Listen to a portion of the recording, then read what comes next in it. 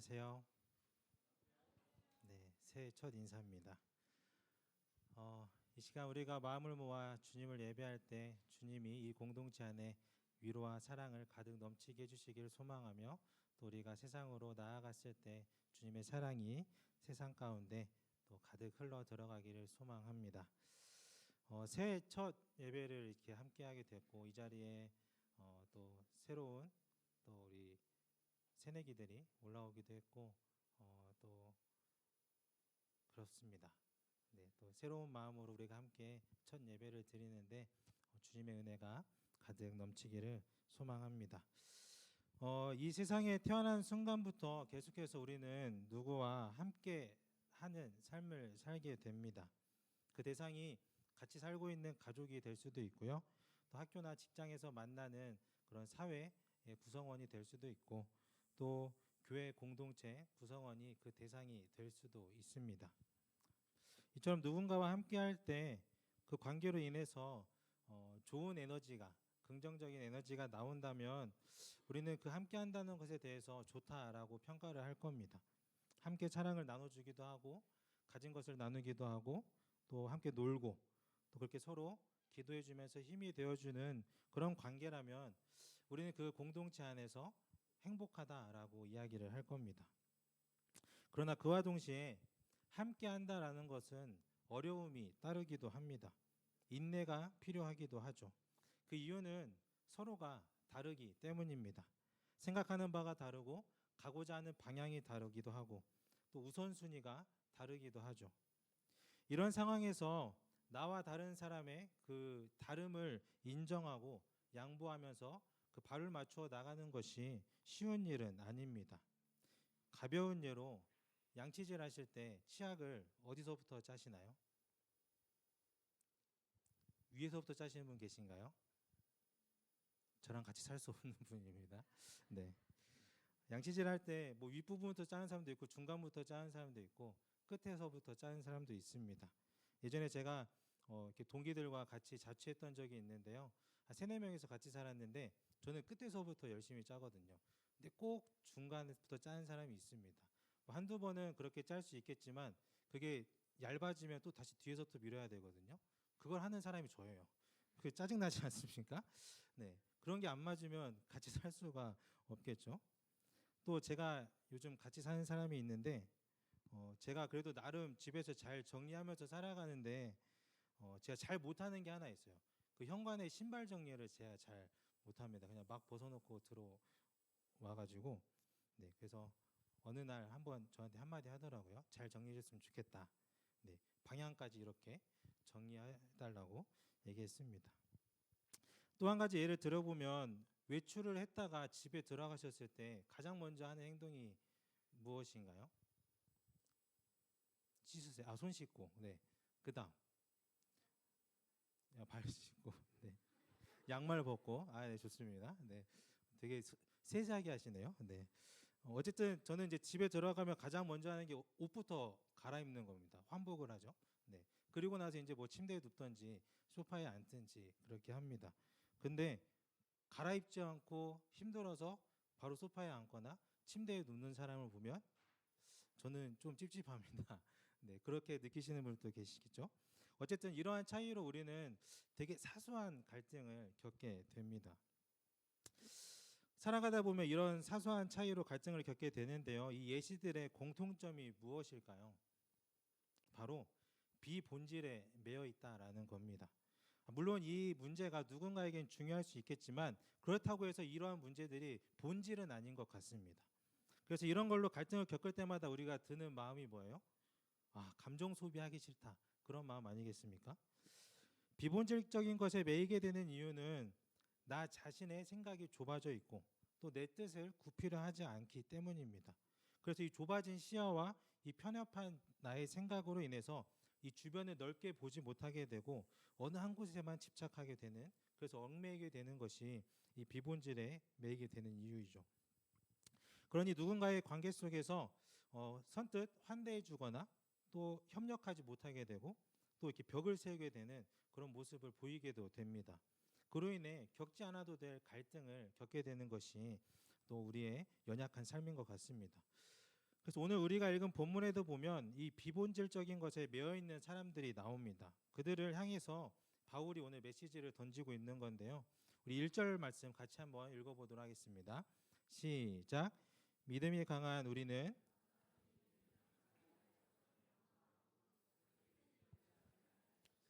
이 본문을 보면 강한 자가 있고 약한 자가 있다라고 이야기합니다. 그 무엇을 기준으로 강하다 약하다 하죠? 믿음입니다. 로마서가 아주 중요하게 생각하는 믿음입니다. 믿음이 강한 자와 약한 자 사이에서 논쟁이 계속해서 있었고요. 바울은 믿음이 강한 사람에게 약한 자들을 돌보아 주어야 한다, 품어야 한다라고 권면하고 있습니다. 그런데 여기서 말하는 믿음이 강하고 약한 것의 차이는 우리가 흔히 느끼는 그런 차이가 아닙니다. 이 차이를 로마서 14장에서 이야기하고 있는데요. 믿음이 약한 자들이라 함은 14장 2절에 나오는 고기를 먹지 않고 채소만 먹는 사람들, 또 14장 또 5절에 보면 다른 날보다 어떤 특정한 날을 되게 중요시하는 사람들, 또 14장 21절에 보면 포도주를 마시지 않는 사람들을 가리키고 있습니다. 반대로 믿음이 강한 사람들이라 하면 14장 2절에 모든 것을 먹을 만한 믿음이 있는 자, 마찬가지로 5절에 모든 날들을 동등하게 소중한 날로, 중요한 날로 생각하는 사람들, 이게 믿음이 강한 사람들이다라고 이야기를 합니다.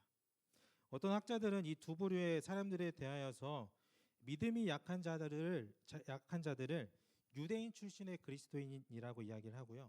믿음이 강한 자들을 이방인 출신의 그리스도인이다라고 이야기를 합니다.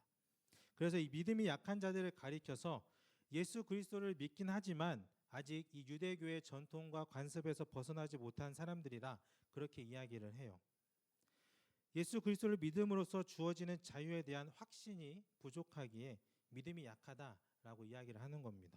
반대로 예수 그리스도를 믿음으로써 자유함을 누리는 사람들을 믿음이 강한 사람이다라고 이 성경 이야기를 합니다. 학자들이 쉽게 설명하고자 이 믿음이 약한 사람을 유대교 출신 그리스도인이라 했고 강한 자를 이방인 출신 그리스도인이라 나눈 거지 딱 이것을 이분법적으로 나눌 수는 없습니다.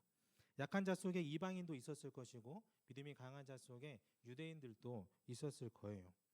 그리고 당시 이 각각의 부류들은 자기 자신들이 믿음이 강한 사람이다라고 주장을 했을 겁니다. 어쨌든 여기서 나타나고 있는 문제는 이처럼 이 두 부류로 나눠져서 이 서로를 비방하고 자기들이 옳다라고 주장하며 갈등을 빚고 있었다라는 겁니다. 믿음이 약한 자들은 자신들의 관습과 전통을 기준으로 내세우면서 이 믿음이 강한 자들의 자유로운 행동을 보면서 너네들은 왜 고기를 먹냐? 너희들은 왜 술을 먹냐? 마시냐라고 정죄를 했던 거예요. 반대로 믿음이 강한 사람들은 이 전통에 얽매여서 주어진 자유함을 누리지 못하는 자들을 보면서 무시하고 멸시하는 그런 생각을 가지고 있었던 사람들입니다. 이런 행위들이 보이는 아쉬움이 무엇일까요? 바로 예수 그리스도라는 이 본질을 바라보지 못하고 있다라는 겁니다. 자신들의 편협한 생각을 가지고 권리를 내세우기 위해 이 비본질적인 것에만 매달려 있는 그런 상태였던 것이죠. 예수 그리스도를 믿는다라고 하면서도 그 안에서 하나 되지 못하고 서로 갈등하고 분열되고 있었던 그런 상태였던 겁니다. 이런 상황을 알았던 바울이 이들을 향하여서 이제는 이 비본질적인 것에 얽매여서 서로 정죄하지 말고 싸우지 말고 그보다 더 큰 가치 사랑으로서 서로를 품어줄 것을 권면하고 있습니다. 로마서 14장 6절에 이렇게 말합니다. 어떤 나를 더 존중히 여기는 사람도 주님을 위하여 그렇게 하는 것이요 먹는 사람도 주님을 위하여 먹으며 먹을 때에 하나님께 감사를 드립니다. 그리고 먹지 않는 사람도 주님을 위하여 먹지 않으며 또한 하나님께 감사를 드립니다. 우리의 일상적인 그런 행동과 우리가 가지고 있는 그런 가치관들에 대하여서 옳고 그름을 따지는 것이 중요하지 않다라고 이야기하면서 그리스도인으로서 생각해야 할 중요한 한 가지는 오직 예수 그리스도, 그 본질이신 예수 그리스도를 믿는 것, 그것을 강조하고 있습니다. 이렇게 보면 아까 우리가 믿음이 강한 자들이라고 했던 그런 사람들도 결국에는 그런 자신의 편협한 생각, 그런 비본질적인 것에 사로잡혀 온전한 자유를 누리지 못하고 있었다라고 말할 수 있어요. 바울은 우리가 본질이신 예수 그리스도를 바라보고 예수 그리스도만을 의지하고 믿고 따르는 삶을 살면 누구든지 이 비본질적인 문제로부터 벗어나 자유함을 누리게 되고 그로써 서로 사랑하는 삶을 살 수 있게 된다라고 이야기합니다. 그래서 오늘 본문 1절 후반부부터 2절 말씀을 보면 서로의 약점을 돌봐주고 이웃을 기쁘게 하며 덕을 세워야 합니다라고 권면하고 있어요. 하지만 연약하고 부족한 인간이 이런 온전한 사랑을 베풀기란 쉽지 않습니다. 그래서 5절에 보면 그렇게 살고자 노력하는 자들에게 이들에게 예수 그리스도를 본받을 수 있도록 하나님께서 인내와 위로를 허락하실 것이다 라고 말합니다. 그렇게 우리가 살아내고자 노력할 때 비록 서로 다르더라도 주님의 은혜로 같은 생각을 품게 될 것이고 함께 믿음의 고백을 올려드릴 수 있게 될 겁니다. 우리 6절 말씀 같이 한번 읽어보도록 하겠습니다. 시작. 한 마음과 한 입으로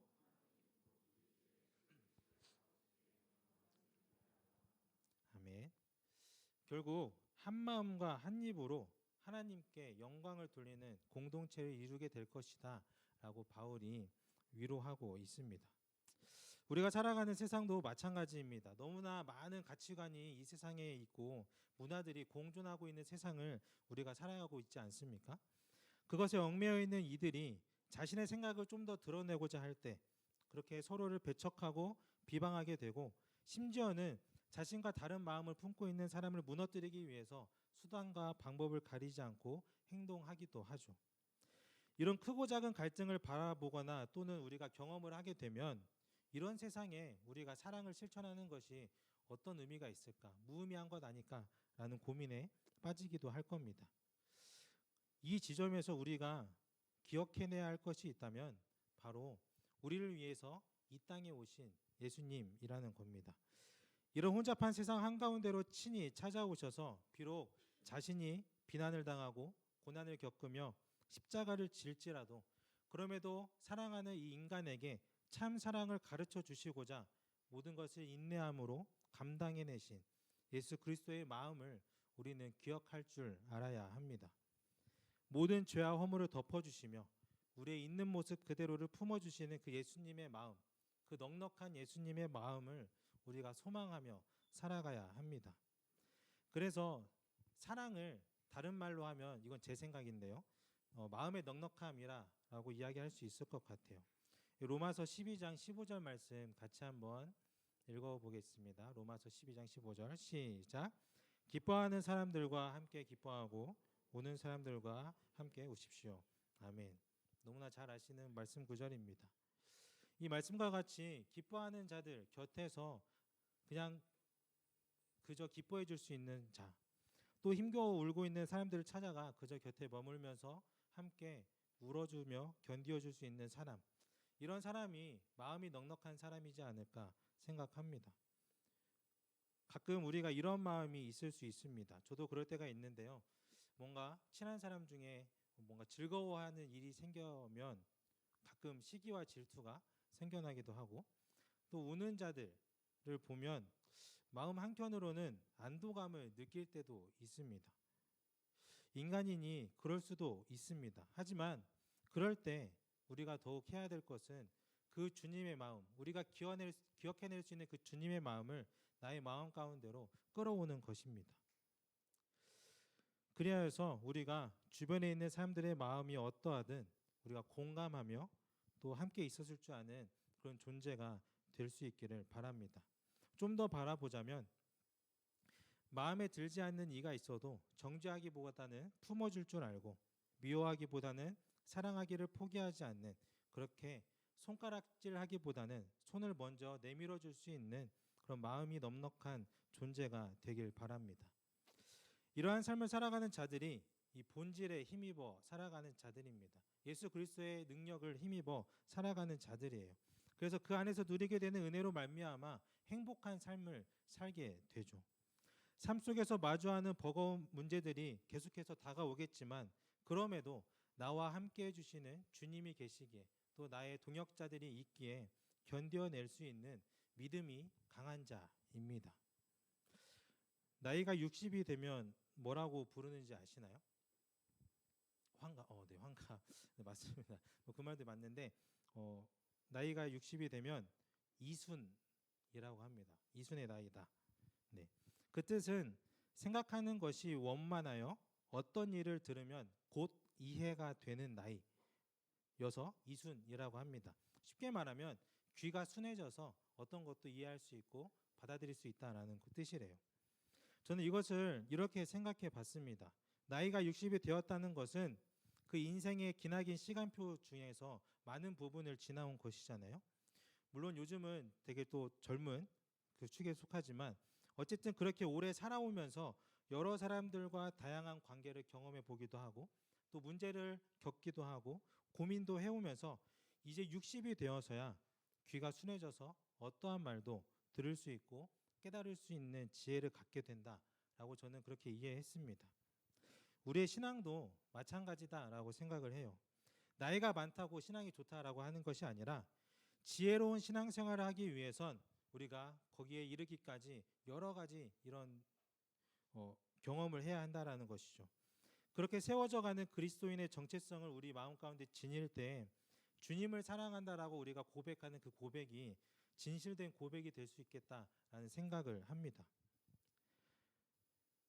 나이가 60이 되는 것만큼 우리의 정체성을 그리스도인의 정체성을 세워가려면 우리가 무던히 애를 써야 할 겁니다. 주님을 따르는 삶 속에서 겪게 되는 신앙적인 고민과 또 아픔과 눈물을 흘리는 경험이 필요해요. 그렇게 한 걸음 한 걸음 그리스도인으로서 정체성이 깊어져 갈 때 어느새 우리는 넉넉해져 있는 우리의 마음을 바라보게 될 겁니다. 그로 인해 내가 좀 더 가난한 자들과 또 소외된 자들의 말에 귀를 기울일 수 있게 되고 그 마음에 공감해주고 사랑을 나눠줄 수 있는 믿음을 갖게 되지 않을까 저는 그렇게 생각해요.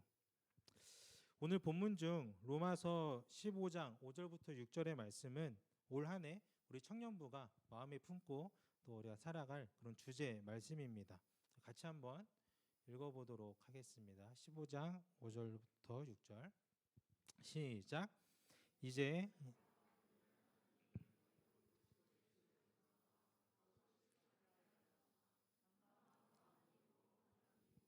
우리 주 예수 그리스도의 아버지께 영광을 돌리게 하려 하노라. 아멘. 이 말씀을 중심으로 올 한 해 청년부 안에 서로가 서로를 공감해 주면서 또 하나 되어져 가면 좋겠다라는 생각을 함께 했습니다. 이 주제 말씀과 또 이 공감이라는 주제로 우리가 만든 표어가 예맘 내 맘입니다.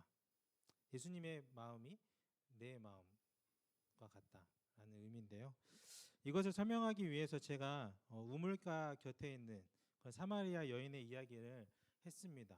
우리 리더들은 여러 번 들으셨을 텐데, 네, 아직 못 들으신 또 청년들이 있기 때문에 또 이야기하려고 합니다. 예배팀이 아까 찬양 때도 같이 우리가 불렀지만 사마리아 땅에 한 여인이 있었습니다. 그 여인은 마음에 상처가 많아서 마음이 작아져 있었고 삶의 자리 또한 좁아져 있었습니다. 그래서 사람들 앞에 나서기가 꺼려졌죠. 그래서 아무도 없는 그 낮 시간에 가장 더운 그 시간에 물을 기르러 우물가까지 땀을 흘리며 갑니다. 근데 그때 그 여인을 기다리고 있던 한 사람이 있었습니다. 바로 잘 아시듯이 예수님이시죠. 그녀를 처음 본 예수님이 한마디 하십니다. 나에게 물을 좀 달라. 이 한마디가 예수님과 사마리아 그 여인의 만남의 시작이었습니다. 이후에 그 둘 사이의 대화가 쭉 이어지는데요. 나중에 말씀을 다시 한번 읽어보셨으면 좋겠고요. 그 말씀을 읽다 보면 아시겠지만 예수님과 대화하는 그 시간 속에 이 여인이 점차 변화되어져 갑니다. 그리고 나중에는 이 자신의 부끄러운 속마음까지도 이야기하게 돼요. 그리고 마침내 변화되어져서 자유함을 얻고 이 사람들 속으로 달려갑니다. 그리고 자신이 만난 예수를 그들에게 소개합니다. 이 여인이 공동체 속으로 들어갈 수 있었던 그런 결정적인 이유가 무엇일까요? 물론 예수님이니까 그게 쉬웠겠지만 예수님이 그 여인에게 해주었던 것은 그저 그 여인을 찾아가서 만나주신 겁니다. 그리고 그 여인의 속 이야기를 들어주시고 공감해 주셨던 거예요. 그 누구도 다가와 주지 않고 들어주지 않았던 이 여인에게 찾아가 마음을 나누어 주셨던 것, 그것만으로도 이 여인에게는 변화가 일어났습니다. 성경에 이 여인이 예수님을 만난 그 베드로와 같이 예수님을 나의 구주십니다 이런 대단한 고백을 하는 것은 없습니다. 하지만 성경을 읽다 보면 이 여인의 한 행동이 눈에 띄게 되는데요. 요한복음 4장 28절을 보면 이 여자가 어떤 행동을 하냐면요, 자신이 들고 왔던 이 물동이를 버려두고 마을로, 사람들로, 공동체 속으로 뛰어 들어갑니다. 자신의 생명줄과도 같았던 그 놓아선 안 될 그 물동이를 버려두고 자신이 꺼리던 사람들 속으로 들어갔다라는 거예요. 이것이 의미하는 바가 무엇일까요? 작디 작아졌던 그 여인의 마음이 예수님을 통하여서 넉넉해진 순간이지 않을까 저는 생각합니다. 자신을 작아지게만 만들었던 그런 비본질적인 것들은 다 무의미해졌고 이제는 본질이신 예수 그리스도를 만났기에 회복이 되어서 사람들이 모여있는 그 공동체 속으로 나아갈 수 있었던 겁니다. 저는 그 말로 하는 어떤 그 고백보다 이 여인의 행동이 저는 더 중요하다 생각합니다. 그리고 더 중요한 것은 이 여인의 변화만으로 끝나지 않았다라는 겁니다. 이 여인이 마을로 돌아가 사람들에게 이 자신의 변화와 만났던 예수님을 소개했을 때 그 마을 사람들도 변화되었다라는 겁니다. 그리고 정말 말도 안 되는 일이 일어나는데요. 사마리아 사람들과 유대인 사이가 너무나 좋지 않았는데 이 적대적 관계에 있었던 이 예수님을 사마리아 사람들이 자신의 마을로 초청합니다. 그리고 함께 머물기를 소원해요. 그리고 단 이틀만 머금으로써 더 많은 사람들이 예수를 믿게 됐다 말씀을 선포합니다. 그리고 나서 그 사람들이 이렇게 고백합니다. 이제 우리가 예수를 믿는 것은 너로 인함이 아니라 우리가 친히 듣고 그가 참으로 세상의 구주이심을 알았기 때문이다 라고 말이죠. 이처럼 한 사람의 회복은 또 다른 회복을 불러일으킵니다. 사랑하는 우리 청년 공동체 여러분, 우리가 올 한 해 마음에 품고 가야 할 주제 공감 또한 마음이 넉넉해져야 가능함을 기억했으면 좋겠습니다. 다른 이들의 어려움을 이해하기 위해서 또 그런 부정적인 상황들을 받아들이기 위해서는 우리의 마음이 먼저 넉넉해져야 합니다. 예수님이 그 여인을 만나서 가장 먼저 하신 말씀, 나에게 마실 물을 좀 달라라는 말이었잖아요. 저는 예수님이 건네신 이 한마디 말씀이 저는 이렇게 다가왔습니다. 너의 속마음을 나에게 내어달라. 너의 표현하지 못할 그 누구에게도 말하지 못했던 그런 속마음을 나에게 드러내 보여라. 그 누구도 들어주지 않았던, 보아주지 않았던 너의 마음속 깊은 곳에 있는 아픔을 나에게 보여주어라 하는 음성으로 저는 들렸습니다. 가장 안전하고 따뜻한 그 예수님의 넉넉한 품 안에 모든 것을 내어드릴 수 있도록 이끌어주신 예수님의 한마디였습니다. 저는 바라보자면 우리 청년 공동체가 이 자신의 속마음을 드러내 보일 수 있는 안전한 곳이 되었으면 좋겠습니다. 나 자신의 연약함과 아픔을 속이고 숨기기보다 맘 편히 나누고 또 공감해주고 서로 위로해줄 수 있는 그런 평화로운 공동체가 이 가운데 이루어졌으면 좋겠어요. 그 누구나 마음껏 자신의 생각을 말할 수 있는 그런 안전한 공동체가 되기를 바랍니다. 그러기 위해서는 자신의 생각을 조금 더 내려놓고 우리가 한 발 물러설 줄 알아야 합니다. 그리고 그 비워진 자리에 다른 누군가가 들어올 수 있도록 우리가 안전한 공간을 만들어 주었으면 좋겠습니다. 그때 그곳에 주님이 함께 하실 것이고 그 자리에 주님이 위로와 사랑을 가득 베풀어 주시리라 저는 확신합니다. 오늘부터 우리가 파송 찬양이 바뀌게 되는데요. 올해는 느린 찬양입니다. 주제 말씀을 따라서 함께 지어져 가네라는 찬양을 고백합니다. 찬양의 가사가 이렇습니다. 우리는 하나님의 자녀, 주 사랑 안에 우리 거할 때 주님 나를 사랑하신 것 같이 우리도 서로 사랑할 수 있네. 우리는 주의 몸된 교회, 모든 지체가 하나 될 때 예수님의 마음을 닮아가며 고통과 즐거움 함께 나누네. 아멘. 가장 고귀한 사랑으로 우리에게 다가와 주신 그 예수님을 기억하며 그 마음을 닮아가는 청년 공동체 한 사람 한 사람이 되기를 소망합니다. 나의 마음이 예수님의 마음을 닮아감으로 함께 고통과 즐거움을 나눌 수 있는 사랑의 공동체가 되길 바랍니다. 이를 위해 서로를 향해 먼저 다가가 손을 내밀어 보기를 소망합니다. 부끄러움이나 자존심이나 내가 세운 어떤 기준과 같은 그런 비본질적인 것에 억눌려 머뭇거리지 않고 본질이신 주님만 의지하며 먼저 다가가 마음을 나누어 줄 줄 아는 주님의 자녀들 되기를 소망합니다. 그렇게 공감함으로써 하나 되어 주님을 예배하는 그런 예배 공동체가 되기를 간절히 소망하겠습니다. 이제 우리 같이 적용 찬양 공감하시네 고백을 하도록 하겠습니다.